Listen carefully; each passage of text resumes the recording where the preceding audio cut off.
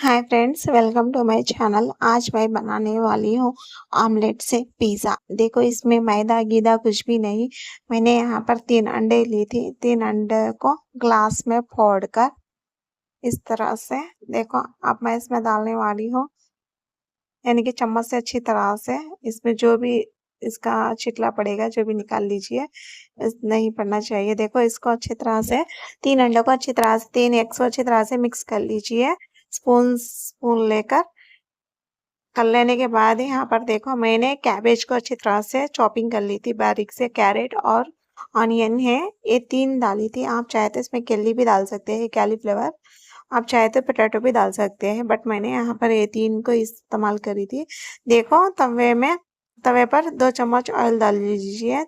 Oil गर्म होने के बाद उसमें थोड़ा सा नमक डालिए अंडे में, क्योंकि बाद में भी ऊपर से थोड़ा सा डालना चाहिए, इसीलिए आधा अब आधा बाद में डाल लीजिए। सॉल्ट को ज्यादा नहीं डालना चाहिए। देखो, इस तरह से पूरे एग के बैटर को छोड़ दीजिए तवे पर और चम्मच से अच्छी तरह से है फैला लीजिए स्पून से, क्योंकि थोड़े थोड़े वक्त में इसमें बीच में सिलेंस नहीं रहना चाहिए। अब मैं डाल रही हूँ ऊपर से कैबेज। कैबेज आप देखो, सब कैबेज को इस तरह से बिछा लीजिए जैसे पिज्जा के ऊपर बिछाते हैं, इसे इस तरह से बिछा लीजिए। और मैं डाल रही हूँ ऑनियन। इसमें 3 ही चीजें डाली मैं, इसमें ना चीज डाली हूँ, ना पोटैटो डाली हूँ, ना कुछ भी डाली हूँ। बट ऐसे ही खाने के लिए, स्नैक के लिए इस तरह से बना सकते हैं, इजीली बन जाएगा।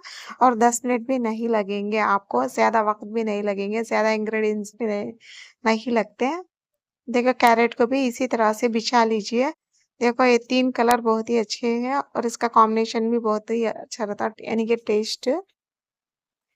इस तरह से डाल लेने के बाद मैंने ऊपर से देखो थोड़ा सा नमक डाली हूँ, क्योंकि सब्जियों में नमक नहीं था ना।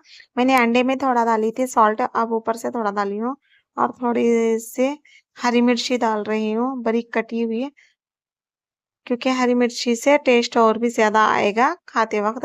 और थोड़ा सा कोथिमीर डाल रही हूँ। इसमें ज्यादा इंग्रेडिएंट्स नहीं लगते हैं, यानी कि ज्यादा चीजें नहीं लगते, सिंपली बन जाने वाला। देखो, आँच को लो सिम पर रखकर पकाना चाहिए, ज्यादा है नहीं, क्योंकि अंडा पूरा पकना चाहिए। नाजुक से बाजुक से सुखुदन से इस तरह से बनाकर छोड़ लीजिए। और देखो, तवे पर से आहिस्ता आहिस्ता कर कर हिला लीजिए, आहिस्ते से।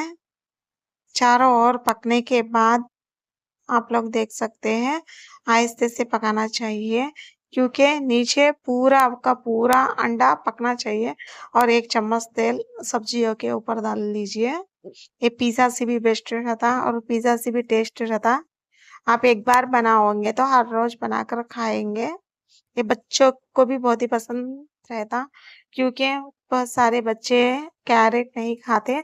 इस तरह से आप अंडे में डालकर पिज्जा जैसा बनाकर दे सकते हैं। देखो, आहिस्ते से हिला लीजिए, क्योंकि टूट सकता है, इसीलिए यहाँ पर थोड़ा सा ध्यान रखकर आहिस्ते से हिलाना चाहिए। सब अंडे को यानी कि साइडों में से हिला लीजिए।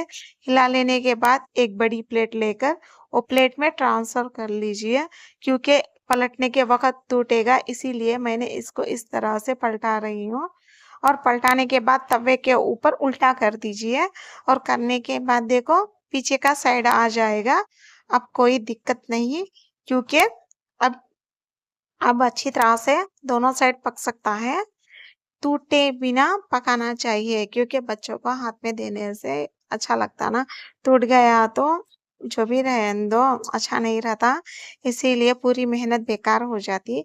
इसीलिए प्लेट से लेकर पलटा लीजिए। पलटाने के बाद देखो, उस साइड भी अच्छी तरह से पका लीजिए, क्योंकि सब्जी है ना। अभी भी देखो, 5 मिनट तक लो सिम पर ही रख दीजिए। पहले मैंने 5 मिनट रखी थी, अब 5 मिनट, यानी कि टोटली 10 मिनट में पक जाएगा।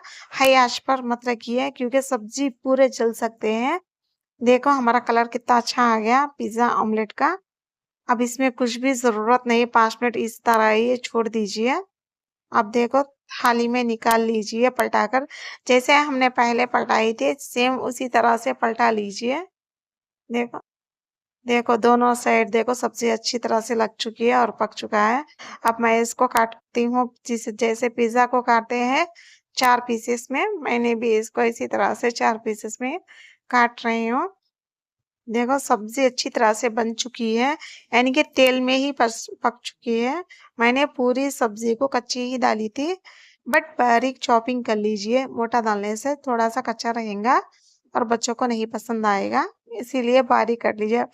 वाओ! देख देख सकते हैं आप, इसका कलर बहुत ही अच्छा है। देखो धुएं निकलते हैं, बहुत ही गर्म है। मैं हाथ पर लेकर आपको दिखला रही हूँ। बहुत ही कलरफुल डिशेस है। देखो कितना प्यारा लग रहा है। कोथिमीर, कैरेट है, ऑनियन है, कैबेज है। इसका टेस्ट इतना आएगा कि आप सोच भी नहीं सकते हैं। खाते वक्त बहुत ही मजा आएगा इसके टेस्ट के लिए। जस्ट जस्ट स्नैक के लिए ही बना सकते हैं ये, यानी कि घर में रिश्तेदार आएंगे या फिर दोस्त आएंगे, बाहर से लाने से बेस्ट घर में ही बनाना। ऐसे बनाने से वो लोग भी खाकर बहुत ही खुश होंगे। फ्रेंड्स के लिए जरूरी बनाना चाहिए। मैं भी हमारे फ्रेंड्स के लिए ही बनाई थी, घर में फ्रेंड्स आए थे। अब इसमें देखो मेरे पास है खो यानी कि फल्ली की चटनी।